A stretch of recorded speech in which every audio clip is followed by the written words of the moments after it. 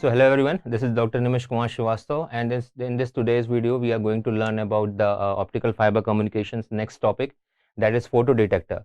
In our last topic we have discussed about the eye diagrams, that if we are transmitting some optical signals through a optical fiber, then obviously some kind of a distortion going to be introduced in the optical fiber. And what are the various techniques by which we can measure those distortions, those dispersions, ISI symbol, that means intersymbol interference, is something that can be easily visualized with the help of eye diagram. So eye diagram is something which can be visualized on the DSO, digital spectrum oscilloscope. So what is the main information that one can get from the eye diagram is about the width of the eye and the height of the eye. The more the wider your eyes, or the greater the height of your eye diagram is, the lesser will be the intersymbol interference. And if the intersymbol interference is less, obviously the quality of the signal that you will get, you can recover back your original signal from that signals that you have got at the receiving end. So that is about the your eye diagram. Apart from that, we can find the what is the noise margin associated with the signals, and as well as the what is the jitter, that is this over the degrading the strength of the signals. So these are the things we have seen in the last class that we can easily visualize with the help of an eye diagram. So eye diagram also tell you what is the quality of the system, what is the quality of the received signal, what is quality factor. Apart from that, what is bit error rate associated with that. That means if we are transmitting 10 to the 12 bits per second, then what are the bits in that out of 12 to the power 12, what are the number of bits that are in error. So if suppose that I am saying that bit error rate is 10 to the power minus 10, so means that out of 10 to the power 9 bits, 10 to the power 10 bits that has been transmitted, out of those only one bit is in error. So we want to maximize this value so that the number of a bit that is in error should be less. So that if the number of bit is in error out of the millions or billions of the bits that has been transmitted, obviously the quality of the received signal will be much higher. So these things we have already discussed in our last class. Now we will discuss about the photodetector. What is photodetectors and what are the types of photodetectors in the optical fiber that we are going to discuss. Now the first thing is about the what is photodetector. Photodetector, one can see that with the help of a PN junction diode. So in this we will first focus on the PN junction diode, that is how a PN junction diode going to provide us the requirement of your conversion from optical signal into a electrical signal. This is your PN junction diode. So P side going to be reverse biased and N side going to be forward biased. So apart from that, we are having a P junctions, a P layer and the N layer. P is having a majority as a whole. So P is having a majority as the whole. And apart from that, we are having a N, which is having an electron as the majority. So we are having electron as the majority carrier in our N type.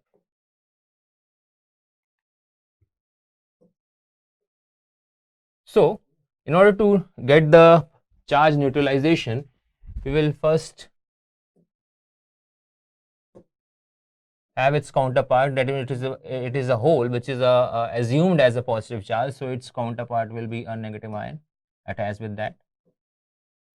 Apart from this one, so we are having a negative ion attached with each holes, and similarly for the electron we will be having a positive ions attached with the electron. So these ions and the mobile charge carrier, what will happen? Due to the concentration gradient, hole will start moving from the P side towards the N side, and electron, which is the majority charge carrier in the N side, going to move from the N side towards the P side. So while moving away, while moving towards the side which is having a lower concentration, what is happening? They are electron and hole going to recombine. So whenever these charge carrier are recombining, they will release energy in the form of photons. So that is something which is happening in the depletion layer, because in the depletion layer, whenever the holes are getting recombined with the electrons, they will leave the immobile ions uncovered. So when these immobile ions are uncovered, they will be get deposited at the junction. They will get deposited at the junctions, and they are going to form the depletion layer. So this is your depletion layer, having negative ions on the p side and positive ions on the n side. So in this way we will get the depletion layer. So this width is your depletion layer, width of depletion layer. So it is in this reason that we have to concentrate, because we know that the photons going to be generated in the depletion layer. So what is happening, whenever we are having optical signals, so optical signal is going to be incident on the PN junction diode or a photodetector. So in this depletion region, this photons going to be incident, so that they can free the electrons in this region, and after that it will move to the, that means they are giving their energy to the electrons which is already there in the excited region, and what will happen, they will force this electron to move to the lower energy level, and it will combine with the holes. As a result of that, it will release there are more number of charge carriers going to be created, and when more number of charge carriers is created in the depletion regions, so with the help of this reverse bias will take away those charge carriers, and these charge carriers will swept apart from each others, and they will start moving in the circuit with the help of this biasing, reverse biasing that we have applied. So this reverse biasing, that means this negative charge, this negative biasing going to attract the holes, as well as this positive biasing going to attract the electrons. So whatever the charge carrier that has been generated, they are going to be swept apart, and they will now start flowing inside the, or start flowing through the circuit. So now they are going to give the electric current. So this is the basic phenomena that is taking place in the photodetector. So after this, what is the thing that one have to keep in his mind is about the depletion. We have to concentrate on the depletion layer, because it is in this region that photon is incidenting, and it is creating a free charge carriers. So when these free charge carriers are being created, they are swept apart, and when they are swept apart by the opposite biasing, they will start flowing in the circuit, and they will give rise to a electric current. So with this concept, we have to make some circuitry, that we have to make some adjustment in the materials fabrication. Like at present we are having a P and N type materials, and in between the junctions depletion regions is formed. So we have to concentrate on this depletion region.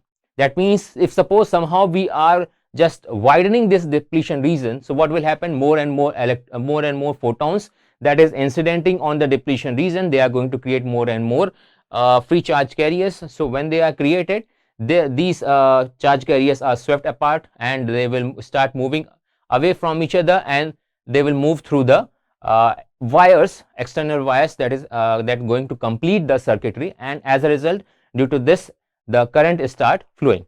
So in this, the concentration is our concentration is to increase this width of depletion region. So with this idea in our mind, we have or the engineers have fabricated or designed another type of photodetector, which is pin photodetector. That means between P and N type materials, we are sandwiching a intrinsic layer. Intrinsic layer means a very less doped material.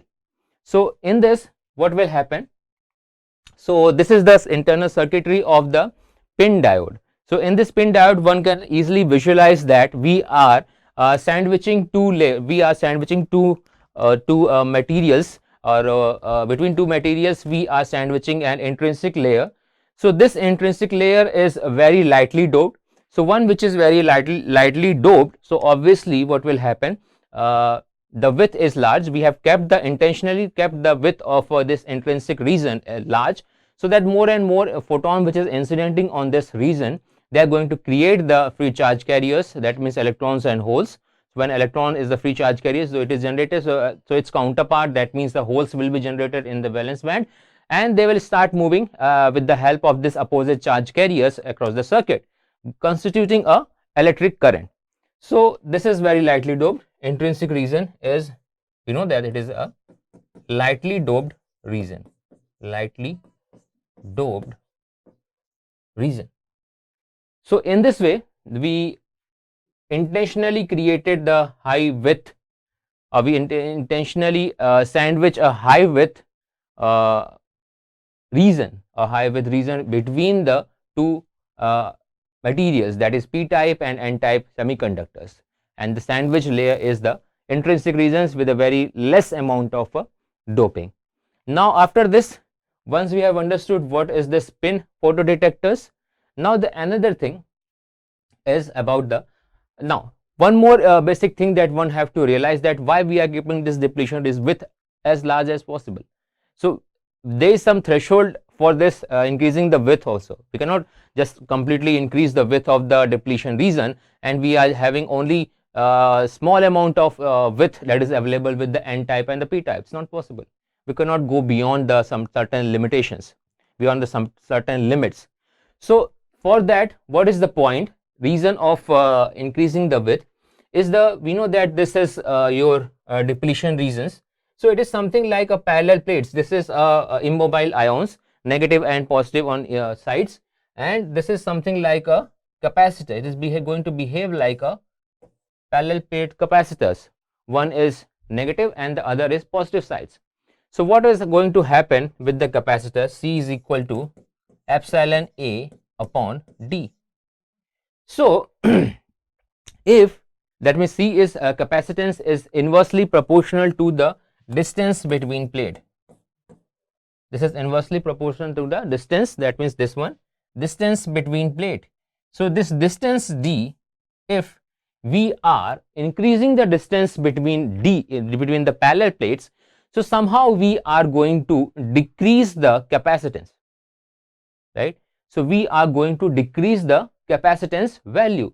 So that capacitance value is related directly with the response time of the photodetector. How? Because we know that the time, that means tau or time t, is having a value of, or we can say that frequency, the resonant frequency is 1 upon 2 pi RC. So that means if the value of C is very less, as we have kept the value of a D very large, so C is less, as a result of that this F will be very less. Now we know that this response time is inversely proportional to the frequency. So C was less, so as a result F increased to a larger value. So when F increased to a larger value means that tau value going to decrease. That means response time of this photodetector, whenever the photon is incidenting on it, going to decrease, right? How it's going to decrease means, I mean the meaning of this word is that I'm saying that the response time, that means the time that is required by the photodetector to respond as per the photons. So suppose that if photon is incidenting at a particular time t is equal to 0 second, and your photodetector is respond after time t is equal to 2 seconds, then that means there is some delay between the time at which your photon has incidented on the material and the time that is required to start giving you the response. So that means by decreasing this value of a C, one can make the photodetector faster, right? The meaning of this response time is low means that less time will be required by the photodetector to respond the number of photons which is incidenting on the depletion region. So that is the meaning of that. So that's why we have kept the width of a depletion region larger, so that capacitance decreases. Capacitance decrease going to increase the frequency of operation. That frequency of operation has increased, which leads to a less amount of time that is required to respond the photons. So that's why we have increased the width of the depletion layer in the pin photodiode. So now after this pin photodetector, the thing is that next material that we are going, next photodetector that we are going to study is the avalanche photodiode. Now what is the need of avalanche photodiode, and what are the various terms related to that, we will discuss now. Now before moving into details about that, the few important terms that one should know if he is studying a photodetector. So there are some terms that one have to keep in his mind, because direct numericals can be framed from these small encapsulated formulas. So we have to keep all those formulas in our mind. Now the thing is that the two important phenomena that is associated with the photodetector is quantum efficiency and the response speed.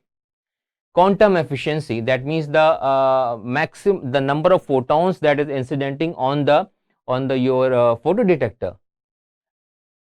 There should be a maximum conversion from a photocurrent into a photopower, right? So that is quantum efficiency.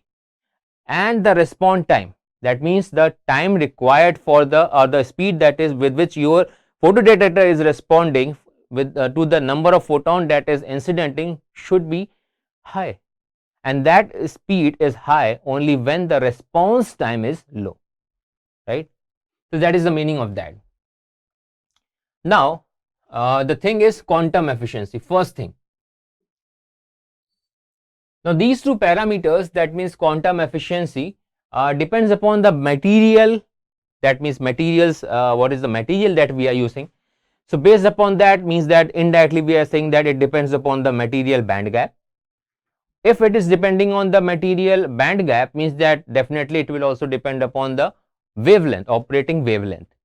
And the terms associated with the materials is your doping and the thickness of the Pi and N region. If you are talking about the pin diode, so it is going to depend upon the operating wavelength, your material band gap, doping, thickness of the Pi and N region. Now this quantum efficiency is something denoted by eta, and it is the number of electron hole carrier pair generated per incident photons of the energy h nu, right? So that is the meaning of this quantum efficiency. That means the number higher the value of a quantum efficiency, means that the number of photon that is incidenting, suppose that I am saying that 100 photon is incidenting on the depletion region, and I am saying that the quantum efficiency is 80%, means that out of 100 photon that is incidenting, 80% leads to a conversion of a generation of a electron hole charge carriers. So that is the meaning of this quantum efficiency.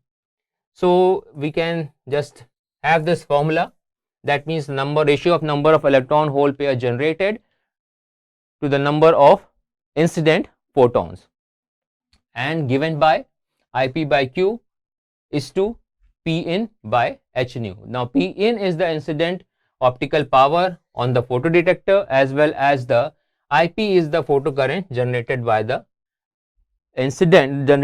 the steady state optical power incident on the photodetector. So that is eta.